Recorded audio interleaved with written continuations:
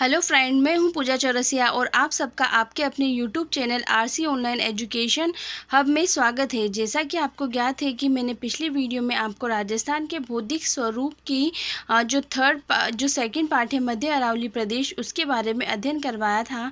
आज उसी क्रम को आगे बढ़ाते हुए मैं आपको जो इसका राजस्थान का भौगोलिक स्वरूप है उसके थर्ड पार्ट पूर्वी मैदानी प्रदेश के बारे में अध्ययन करवाऊँगी। तो आइए हम विस्तार से इसके बारे में अध्ययन करते हैं। सबसे पहले हम बात करते हैं मैप की। तो ये हमारा राजस्थान का मैप है। तो इसका जो हमने देखा था उत्तरी जो पश्चिमी जो एरिया की बात की थी, ये पश्चिमी रेगिस्तानी प्रदेश था। उसके जस्ट बाद वाला जो एरिया है ये मध्य अरावली प्रदेश है। उसके बाद ये है हमारा पूर्वी मैदानी प्रदेश, जिसके बारे में आज हम चर्चा करेंगे। तो आइए हम देखते हैं सबसे पहले इसकी विशेषताओं के बारे में। तो ये हमारा थर्ड पार्ट है, कौन सा, पूर्वी मैदानी प्रदेश। तो इसकी विशेषता के बारे में अगर मैं बात करूं आपसे, तो सबसे पहली विशेषता इसकी है कि यह प्रदेश जो है वो तैतीस सागर का अवशेष है ना। ये प्रदेश किसका अवशेष है? तैतीस सागर का अवशेष है। जैसा कि हमने पिछली वीडियो में इसके बारे में बात की थी। जो हमारा जो पश्चिमी रेगिस्तानी प्रदेश है और जो मैदानी जो प्रदेश है वो किसके अवशेष हैं? वो तैतीस सागर के अवशेष माने जाते हैं। उसके बाद नेक्स्ट जो इसकी विशेषता है, पूर्वी मैदानी प्रदेश गंगा यमुना के विशाल मैदानी भाग का हिस्सा है। जो ये हमारा जो पूर्वी मैदानी प्रदेश है, मैं पहले इसको यहाँ मेंशन कर देती हूँ। ये हमारा कौन सा प्रदेश है? पूर्वी मैदानी प्रदेश, पूर्वी मैदानी प्रदेश, ठीक है। ये वाला जो हमारा पूरा है ये पूर्वी मैदानी प्रदेश है, ठीक।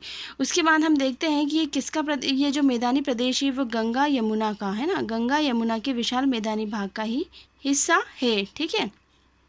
उसके बाद हम देखेंगे राजस्थान के कुल क्षेत्रफल का। अगर हम इसके क्षेत्रफल की बात करें, अगर हम पूर्वी मैदान के क्षेत्रफल की बात करें तो कितना है? 23.3% भाग पर यह विस्तृत है ना। राजस्थान का जितना कुल क्षेत्रफल है उसके 23.3% भाग पर जो पूर्वी मैदानी प्रदेश स्थित है। उसके बाद हम जनसंख्या की बात करते हैं। जनसंख्या की बात करें तो राजस्थान की कुल जनसंख्या का 40% जो है वो पूर्वी मैदानी प्रदेश में निवास करती है, ठीक है। तो क्षेत्रफल हुआ 23.3% और जनसंख्या कितनी हुई? 40%, ठीक। उसके बाद नेक्स्ट विशेषता की अगर हम बात करें तो पूर्वी मैदानी भाग का ढाल, पूर्वी मैदानी भाग का जो ढाल है वो दक्षिणी पश्चिम से उत्तर पूर्व की ओर है। कहाँ से कहाँ तक? दक्षिणी पश्चिम से उत्तर पूर्व। ये हमारा दक्षिणी पश्चिम हो गया है ना। दक्षिणी पश्चिम से लेकर ये उत्तर पूर्व तक है ना। दक्षिणी पश्चिम यहाँ से उत्तर पूर्व तक जो है ये ढाल है ना पूर्वी मैदानी भाग का स्थित है ना। उसके बाद हम बात करेंगे पूर्वी मैदानी भाग में आर्द्र जलवायु पाई जाती है। अगर हम बात करें यहाँ की जलवायु की, तो जलवायु कैसी पाई जाती है? पूर्वी मैदान में आर्द्र जलवायु पाई जाती है। उसके बाद हम बात करते हैं इसकी, यहाँ पर पतझड़ वन पाए जाते हैं। कैसे वन पाए जाते हैं? यहाँ पर पतझड़ वन पाए जाते हैं। उसके बाद हम बात करें राजस्थान की दोनों वर्ष प्रवाहिनी नदियाँ चंबल व माही हैं। कौन सी है? चंबल व माही जो एमपी से निकलती है, ठीक है। और माही जो नदी है वो जो है राजस्थान के जो बांसवाड़ा जो जिले हैं है ना, उनको दो भागों में काटती है। हम कह सकते हैं कि दो बार यहाँ से गुजरती है, ठीक है। उसके बाद है जो चंबल व माही पूर्वी मैदानी भाग के अंतर्गत आती है। ये हमारा पूर्वी मैदानी भाग है जिसके बारे में हम अध्ययन कर रहे हैं। उसके अंदर हमारी चंबल व माही नदियाँ आती हैं। उसके बाद हम बात करें कि जो पूर्वी मैदानी भाग जो है, पूर्वी मैदानी भाग में सर्वाधिक जो सिंचाई होती है वो किसके द्वारा होती है? नलकूपों के द्वारा सिंचाई होती है, ठीक है। अगर यहाँ की सिंचाई की बात करें पूर्वी मैदानी भाग की, तो यहाँ नलकूपों द्वारा सिंचाई होती है। उसके बाद मैं बात करती हूँ जलोढ़ व दोमट से निर्मित होने के कारण यह राजस्थान का सर्वाधिक अन्नोत्पादक प्रदेश है। मतलब हम ये कह सकते हैं कि जो सर्वाधिक अगर अन्न का उत्पादन होता है वो पूर्वी मैदान में ही होता है। अगर बात करें क्यों होता है, क्योंकि यहाँ पर जलोढ़ व दोमट जो मिट्टियाँ हैं वो पाई जाती है ना। जलोढ़ और दोमट जो मिट्टियाँ हैं है ना, उनसे निर्मित होने के कारण ये प्रदेश जो है वो जलोढ़ दोमट मिट्टी से निर्मित है। इसलिए राजस्थान का सर्वाधिक अन्न का जो उत्पादन है वह हमारा पूर्वी मैदानी प्रदेश में ही होता है, ठीक है। फिर से हम एक बार चर्चा करते हैं इसकी दोबारा से। ये पूर्वी मैदानी प्रदेश के बारे में हम बात कर रहे थे। तो ये प्रदेश तैतीस सागर का अवशेष है। पूर्वी मैदानी प्रदेश गंगा यमुना के विशाल मैदानी भाग का हिस्सा है। किसका हिस्सा है? ये गंगा यमुना के विशाल मैदान का हिस्सा है। उसके बाद नेक्स्ट की बात कर रहे थे हम, राजस्थान के कुल क्षेत्रफल का 23.3% भाग में ये विस्तृत है ना, यानी कि हम कह सकते हैं कि पूर्वी मैदानी का जो क्षेत्रफल कितना है 23.3% है और यहाँ की जनसंख्या कितनी है 40% है। उसके बाद हम देखेंगे पूर्वी मैदानी भाग का जो ढाल है वह दक्षिणी पश्चिम से, ये हमारा दक्षिणी पश्चिम से है ना, दक्षिणी पश्चिम से उत्तर पूर्व की ओर है ना, दक्षिणी पश्चिम से उत्तर पूर्व की ओर इसका ढाल है। उसके बाद हम बात करेंगे पूर्वी मैदानी भाग में आर्द्र जलवायु पाई जाती है, यहाँ पर पतझड़ वन पाए जाते हैं। उसके बाद हम बात करें कि ये जो हमारा पूर्वी मैदान है इसके अंतर्गत जो चंबल व माही 2 नदियों का प्रवाह होता है। उसके बाद हम देखेंगे कि यहाँ पर जो सर्वाधिक सिंचाई है वो किससे होती है? नलकूपों के द्वारा होती है और यहाँ पर जलोढ़ व दोमट मिट्टी के द्वारा ये इस मैदान का निर्माण हुआ है, इसलिए यहाँ पर जो है राजस्थान का सर्वाधिक अन्न का उत्पादन क्षेत्र भी हम इसे ही कहते हैं। ठीक है, हम एक बार वापस से मैप देखते हैं। इसके अंदर हम देखते हैं कि जो हमारा जो ये बांसवाड़ा डूंगरपुर उदयपुर प्रतापगढ़ चित्तौड़गढ़ भीलवाड़ा, ये हमारा अजमेर, थोड़ा सा अजमेर, ये टोंक जयपुर दौसा अलवर है ना, भरतपुर वाला जो एरिया है इसके अंदर शामिल है। ठीक है, अब थोड़ा सा हम इसकी डिटेल देखते हैं कि ये जो हम देखेंगे कि जो पूर्वी मैदानी प्रदेश को जो 4 भागों में डिवाइड किया गया है, पूर्वी मैदानी प्रदेश को 4 भागों में डिवाइड किया गया है, वो 4 भाग कौन कौन से हैं? तो आइए हम चर्चा करते हैं। पूर्वी मैदानी प्रदेश को कितने भागों में? 4 भागों में बांटा गया है। कितने भागों में? 4 भागों में बांटा गया है। और वो 4 भाग कौन कौन से हैं? तो सबसे पहले हम बात करते हैं, पहला भाग है बाणगंगा मैदान, बाणगंगा बेसिन। पहला कौन सा है? बाणगंगा बेसिन है। दूसरा चंबल बेसिन है, तीसरा बनास बेसिन और चौथा माही बेसिन। ठीक है, पहला कौन सा है? बाणगंगा बेसिन है, दूसरा चंबल बेसिन है, तीसरा बनास बेसिन और चौथा हमारा है माही बेसिन। ठीक, उसमें हम बात करते हैं डिटेल से। तो हम देखेंगे कि जो बाणगंगा जो बेसिन के बारे में, बाणगंगा एवं बाणगंगा की सहायक नदियों द्वारा निर्मित प्रदेश है। अगर हम बाणगंगा प्रदेश या बाणगंगा बेसिन की बात करें तो किसके द्वारा निर्मित है? बाणगंगा और बाणगंगा की जो सहायक नदियों से द्वारा निर्मित ये प्रदेश है या बेसिन है। उसके बाद नेक्स्ट बात करें तो बाणगंगा बेसिन के अंदर जिले की बात करें, कौन कौन से जिले आएंगे? जयपुर दौसा अलवर भरतपुर। कौन कौन से जिले आ जाते हैं? जयपुर दौसा अलवर और भरतपुर। जैसा कि हम मैप में देखते हैं हमारे कौन कौन से जिले आ जाएंगे? जयपुर है ना, ये थोड़ा सा यहाँ पर अलवर, ये भरतपुर, ये दौसा है ना, और जयपुर अलवर भरतपुर और दौसा जो है वो इसमें शामिल है। कौन कौन से हैं? जयपुर है, दौसा अलवर व भरतपुर जिले उसमें शामिल है। उसके बारे में फिर हम डिटेल से उसमें वापस से मैप में मेंशन करेंगे उसको। तो ये जो है ये इसमें शामिल है। उसके बाद हम बात करते हैं सर्वाधिक जनसंख्या घनत्व वाला क्षेत्र है हमारा जो बाणगंगा बेसिन है, वो सर्वाधिक जनसंख्या घनत्व यहाँ पर पाया जाता है। उसके बाद है जलोढ़ दोमट कछारी मिट्टी का जमाव यहाँ पर पाया जाता है। कौन कौन सी मिट्टी है? जलोढ़ दोमट व कछारी मिट्टी का जमाव यहाँ पर पाया जाता है। और यहाँ पर सर्वाधिक विकसित औद्योगिक क्षेत्र है। ये जो है बाणगंगा बेसिन जो है वह सर्वाधिक विकसित औद्योगिक क्षेत्र है। ठीक है, उसके बाद हम लास्ट बात करेंगे कि इसमें जो ये आर्द्र जलवायु वाला क्षेत्र है, ये साथ ही साथ कौन से जलवायु? आर्द्र जलवायु वाला क्षेत्र भी है। और उसके बाद नेक्स्ट हम बात करेंगे चंबल बेसिन के बारे में। कौन सा बेसिन है? चंबल बेसिन। चंबल बेसिन में भी चंबल व चंबल की सहायक नदियों द्वारा निर्मित क्षेत्र है ना, वही सहायक नदियों द्वारा निर्मित है। किसकी? चंबल व चंबल की सहायक नदियों द्वारा। इसके जिलों की अगर हम बात करेंगे तो कौन कौन से जिले आ जाएंगे? चित्तौड़, कोटा, बूंदी, सवाई माधोपुर, करौली, धौलपुर। कौन कौन से आ जाएंगे? चित्तौड़, कोटा, बूंदी, सवाई माधोपुर, ये हमारा हो जाएगा, ये चित्तौड़ है ना, और ये यहाँ पर था धौलपुर, ये कोटा, ठीक है, ये बूंदी, ये सवाई माधोपुर है ना, सवाई माधोपुर, करौली, ठीक है ना, ये दौसा ये था, ठीक, ये करौली था, सॉरी, ये दौसा, ये करौली, ठीक है। कौन कौन से था? चित्तौड़ था, बूंदी था, है ना, चित्तौड़, बूंदी, कोटा, सवाई माधोपुर, करौली, है ना, और धौलपुर जो थे इसके अंदर शामिल हैं, चंबल बेसिन के अंदर। उसके बाद हम देखेंगे इस प्रदेश में डांग एवं बीहड़ क्षेत्र का विकास हुआ है ना, मतलब यहाँ पर जो है डांग व बीहड़ क्षेत्र पाए जाते हैं। हमें कह सकते हैं डांग या बीहड़ से मतलब क्या है, ये ऊबड़ खाबड़ जो भूमि है उसे ही हमने डांग या बीहड़ क्षेत्र कहा है, ठीक।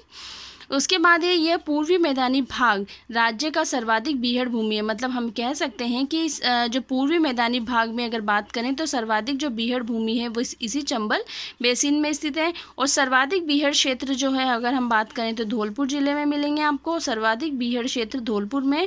और सर्वाधिक डांग क्षेत्र की बात करें तो करौली जिले में विस्तृत है ना।